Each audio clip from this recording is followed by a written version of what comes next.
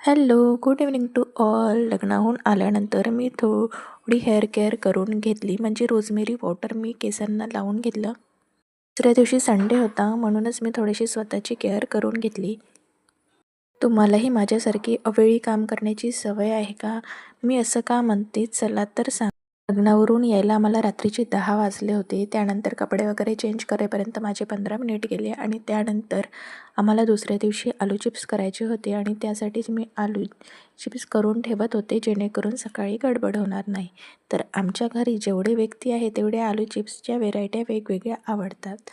मला जाडे चिप्स आवडतात, म्हणून मी माझ्यासाठी जाडे चिप्स करत होती. आईला पातळ चिप्स आवडतात, म्हणून आईने त्यांच्यासाठी पातळ चिप्स करून ठेवलेले होते. आणि पाखीला जाळीवाले चिप्स आवडतात, तर तिच्यासाठी जाळीवाले चिप्स करायचे होते.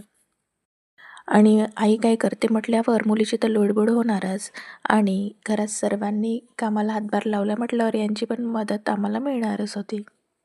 बघा, प्रत्येकाच्या आवडीनुसार आम्ही वेगवेगळ्या व्हेरायटीचे चिप्स करून घेतले होते.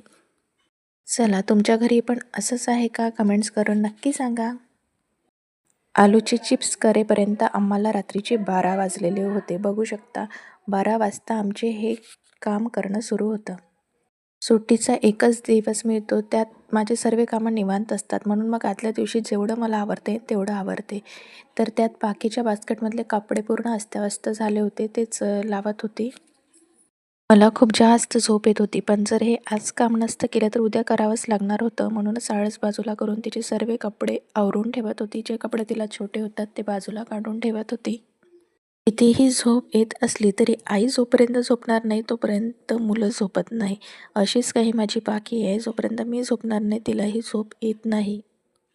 त्यानंतर संडे असल्यामुळे तिचाही हेअर वॉश करायचा होता, म्हणून मी तिला रात्री छान तेलाची चंपी करून देत होती आणि तेव्हाही तिची बघा बडबड सुरूच होती. रात्रीच थोडेफार का होईना कामं आवरून ठेवले तर सकाळी थोडंसं निवांत उठता येते, म्हणूनच रात्री मी हे सर्व कामं करून ठेवत होती. बाकीची कपड्याची बास्केट आवरून झाल्यावर मला तिचं कपाटसुद्धा आवरायचं होतं आणि त्यानंतर माझं कपाटसुद्धा आवरायचं होतं. रोजच्या गडबडीत कुठेही आणि कसेही कपडे ठेवल्या जातात, त्यामुळे सॅटर्डेला मी थोडं व्यवस्थित ठेवण्याचा प्रयत्न करते. तर असा होता आजचा माझा दिवस. व्हिडिओ आवडला असल्यास व्हिडिओला लाईक करा. Bye bye.